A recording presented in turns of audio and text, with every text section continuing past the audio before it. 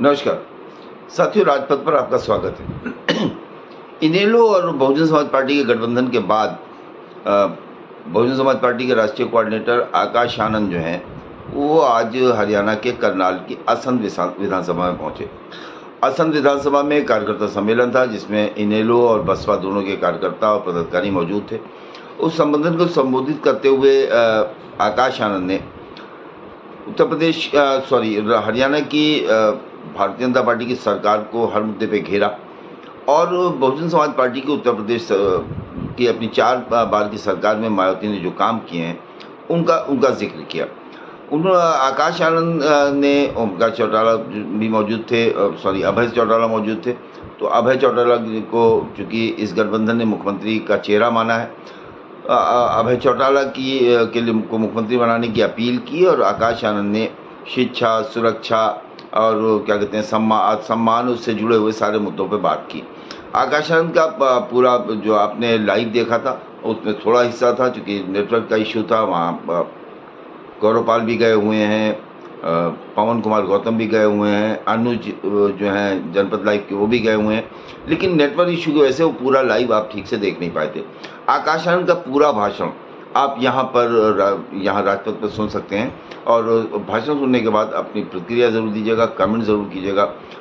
ये आज की आकाश आनंद की पहली सभा है। कल उनकी सभा फिर होगी जो अम्बाला की सभा, और सारी सभाओं का लाइव आप राजपथ पर और टाइम टू अनफिल्टर पर जनपद लाइव पर देख सकते हैं। तो सभी क्या कहा आकाश आनंद ने, क्या था उनकी भाषण का पूरा भाषण राजपथ के दर्शकों के लिए पेश कर रहे हैं।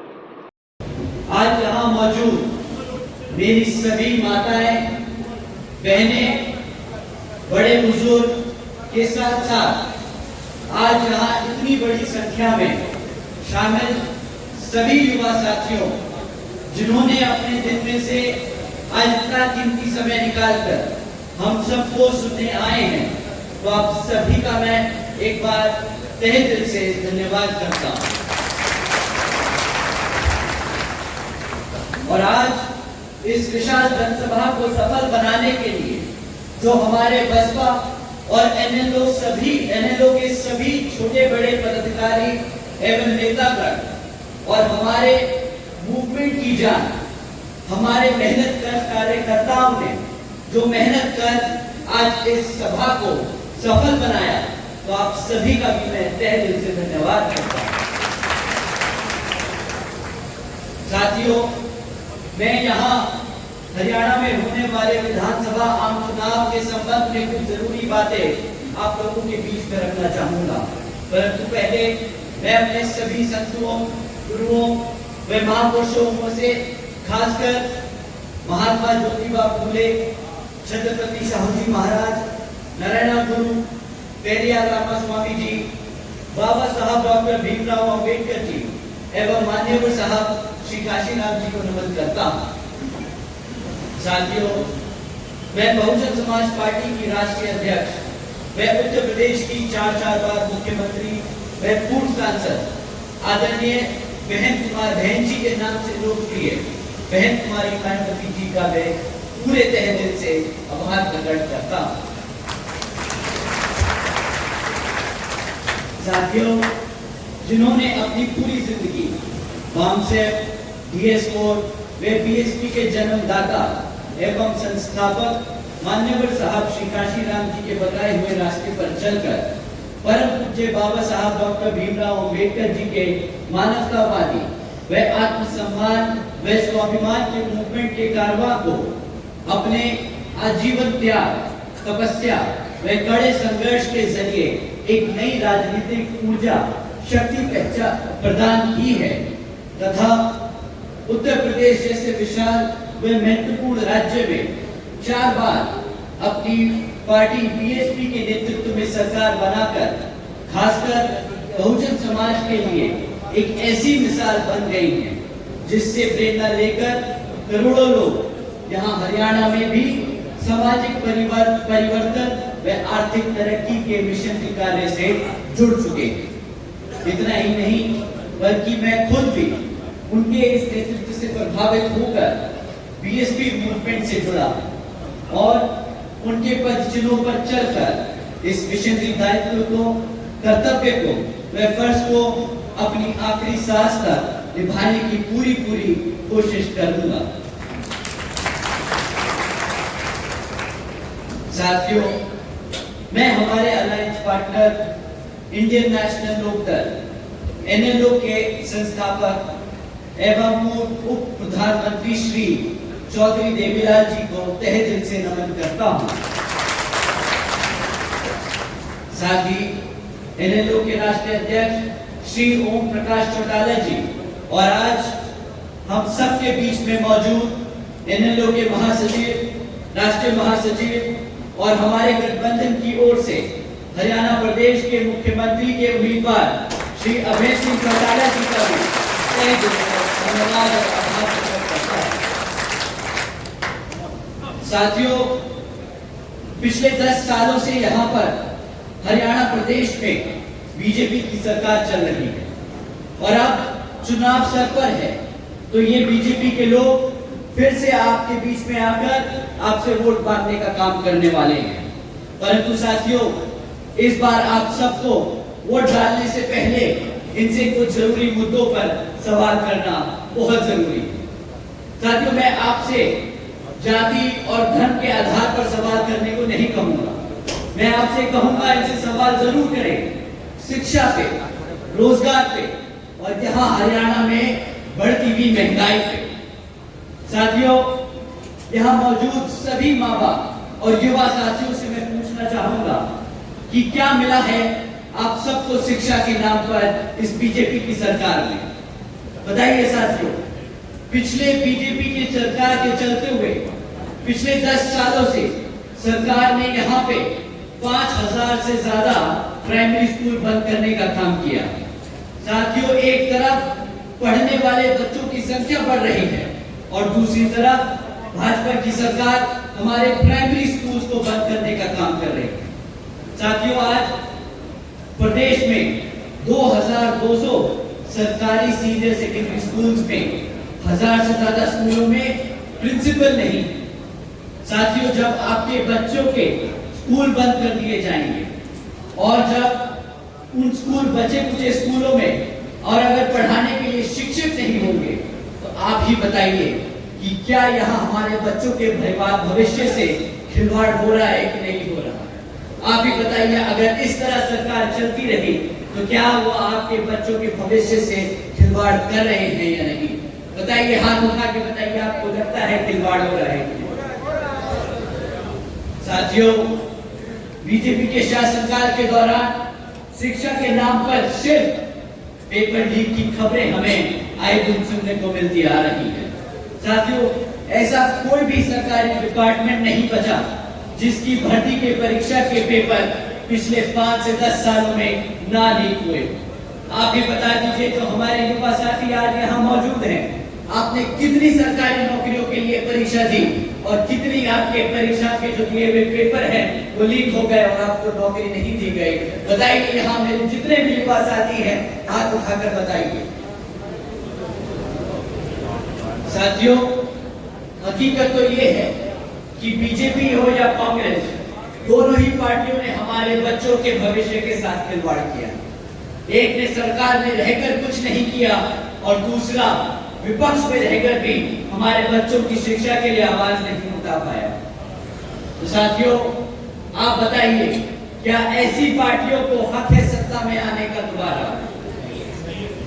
बताइए, हक है कि नहीं? साथियों, आने वाले इस विधानसभा आम चुनाव में इसका जवाब आप यहाँ अपनी बीएसपी और एनएलओ पार्टी के सामने वाला निशान में बटन दबाकर अपने यहाँ प्रत्याशी को जिताकर और हमारे अभय सिंह चौटाला जी को मुख्यमंत्री बनाकर उनको प्रदेश बनाकर ये जवाब जरूर देंगे। साथियों, एक तरफ बीजेपी और कांग्रेस की सरकार जो गरीब विरोधी नीतियों पर चल रही है और दूसरी तरफ हमारी आदरणीय बहन कुमारी मायावती जी की नीतियां हैं, जिसके तहत चलकर यूपी में बीएसपी की सरकार ने सावित्रीबाई फुले बालिका शिक्षा आशीर्वाद योजना चलाई थी। साथियों, आपको जानकर हैरानी होगी कि जिस तरह इस योजना के तहत 7 लाख से ज्यादा बच्चियों को 12वीं तक की शिक्षा प्राप्त करने के लिए 600 करोड़ से ज्यादा की लागत इन बच्चियों को अपने पैरों पर खड़ा कर एक उज्जवल भविष्य देने के लिए बहन जी ने उत्तर प्रदेश में खर्ची थी। और इतना ही नहीं साथियों, आदरणीय बहन जी ने अपने शासनकाल में यूपी में 5,550 से ज्यादा प्राइमरी स्कूल का निर्माण करवाया था। इतना ही नहीं, पहली बार बहन जी ने हॉस्टल्स में गरीब वंचितों के बच्चों के लिए 27% आरक्षण का भी इंतजाम सुनिश्चित किया था। साथियों, एजुकेशन की बात है तो आपको जानकर हैरानी होगी कि इसके साथ साथ बहन जी ने, आदरणीय बहन कुमारी मायावती जी ने 6 engineering colleges, 2 homeopathic colleges, 24 polytechnic colleges, 2 paramedical colleges, 6 universities, 200 से अधिक इंटर में डिग्री कॉलेजेस और 550 से ज्यादा हाई स्कूल्स और 5,500 से ज्यादा प्राइमरी स्कूल्स और 100 से अधिक ITIs का बनाने का काम किया था, वो भी सिर्फ 5 साल में। तो आप सोचिएगा साथियों, जब आप अभय सिंह चौटाला जी को मुख्यमंत्री बनाएंगे तो वो आपके प्रदेश में कितने ही हजारों स्कूल खोलेंगे और आपके बच्चों को पढ़ने की पूरी कराएंगे। साथियों, ये लिस्ट बहुत लंबी है कि कभी कभी सोचकर मुझे हैरानी होती है कि सिर्फ 5 साल में कोई इतना काम कैसे कर सकता है। लेकिन साथियों, अगर अपने समाज के लिए, अपने लोगों के लिए काम करना कोई चाहे तो असंभव काम भी संभव हो जाता है। परंतु जैसा कि आप जानते हैं, यहाँ बीजेपी और कांग्रेस की सरकार रही है, उन्होंने कितने दिल से यहाँ पर आपके बच्चों के प्राइमरी स्कूल्स, कॉलेजेस, यूनिवर्सिटीज बंद करने का काम किया है। तो उनकी असलियत, उनकी मंशा आप सब लोग समझते हैं। परंतु साथियों, बीजेपी की सरकार ने पिछले 10 साल में यहाँ पर हमारे बच्चों के रोजगार के लिए भी कुछ ज्यादा काम नहीं किया। आपको जानकर हैरानी होगी कि आज हरियाणा में 40% युवा बेरोजगार घूम रहा है। इतना ही नहीं साथियों, पिछले 10 साल में सरकार ने लगातार 10 साल सरकार में होने के लगातार बाद भी आज 2 लाख से ज्यादा सरकारी नौकरियों के पद खाली पड़े हैं। तो साथियों, आप समझ जाइए कि एक तरफ 40% युवा बेरोजगार घूम रहा है और दूसरी तरफ सरकार के पास 2 लाख से ज्यादा पद खाली पड़े हैं। तो आप समझ जाइए कि किस तरह ये सरकार, वो चाहे तो कल रात आने वाले कुछ दिनों में ही हमारे सभी युवाओं को रोजगार दे सकती है। परंतु वो ये रोजगार देने की बजाय कौशल विकास निगम जैसी योजनाएं चलाकर परमानेंट जॉब्स को और कॉन्ट्रैक्चुअल जॉब्स के तहत यहाँ लोगों को रोजगार दे रही है। आपको जानकर शायद हैरानी हो कि ये जो परमानेंट जॉब्स हैं, इसके तहत आपको संविधान में दिया गया जो आरक्षण है वो मिलेगा, परंतु कॉन्ट्रैक्चुअल जॉब्स में कोई आरक्षण की व्यवस्था नहीं है। तो साथियों, ये सरकार सिस्टमैटिक तरीके से आप लोगों का आरक्षण खत्म करने का काम कर रही है। साथियों, एक तरफ बीजेपी की सरकार ऐसे काम कर रही है जहां हमारे लोगों को गरीब और कमजोर बनाया जा रहा है, और दूसरी तरफ कांग्रेस भी बीजेपी की तरह ही सरकार चला रही है जो ऐसी बीजेपी की तरह उन मुद्दों पर उसे घेर नहीं रही जबकि वो ऑपोजिशन में बैठी है। साथियों, आप लोगों को समझना होगा कि किस तरह बीजेपी आपके बच्चों को, आपके भविष्य को खत्म करने का काम कर रही है और कांग्रेस उनका चुपचाप विपक्ष में बैठकर उनका साथ दे रही है। साथियों, आपको जानकर हैरानी होगी कि एक तरफ ऐसी बीजेपी और कांग्रेस की सरकार है और दूसरी तरफ हमारे आदरणीय बहन कुमारी मायावती जी के शासनकाल के दौरान बसपा की सरकार ने यूपी में 90,000 से ज्यादा अधिक शिक्षकों को नौकरी दी थी, 1 लाख से अधिक सफाई कर्मचारियों को भर्ती किया था, 2 लाख से अधिक जवान पुलिस फोर्स में भर्ती की थी और 30 लाख से अधिक हमारे अपर कास्ट समाज के कमजोर लोगों को विभिन्न सरकारी नौकरियों देने का काम किया था। इतना ही नहीं बल्कि बहन जी के शासनकाल के दौरान बसपा की सरकार ने कृषि एवं संबंधित कार्यों में मिनिमम वेज को 55 रुपए से बढ़ाकर 100 रुपए प्रतिदिन किया था और अन्य पिछड़े वर्गों के लोगों की क्रीमी लेयर की वार्षिक आय को भी 3 लाख से बढ़ाकर 5 लाख रुपए करने का काम किया था। साथ ही साथ बहन जी ने गन्ना खरीद के दाम भी दुगने कर दिए थे। साथियों, उसी तरह जब आप अभय जी को यहाँ पर मुख्यमंत्री बनाने का काम करेंगे तो उसी तरह यहाँ पर भी आपकी फसल का सही दाम दिलाने का हमारे मुख्यमंत्री जी आप लोगों का पूरा काम करेंगे। साथियों, महंगाई पे मैं आप लोगों को क्या ही बोलूं।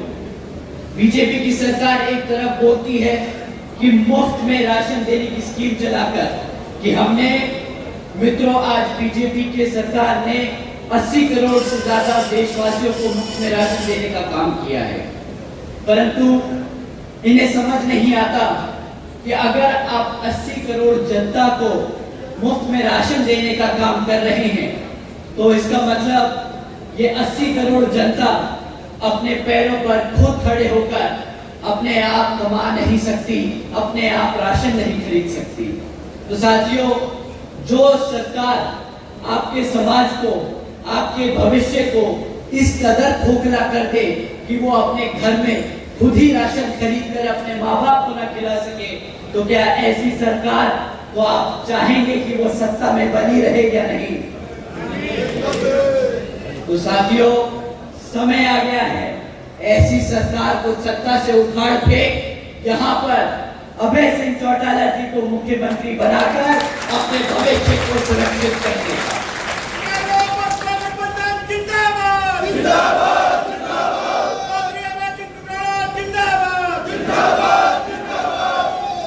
साथियों, इन्हीं कुछ जरूरी बातों के साथ ही अब मैं आप सभी लोगों से और मेरी तरफ से मेरे साथ में खासकर आदरणीय बहन कुमारी मायावती जी की भी यही विशेष अपील है कि इस विधान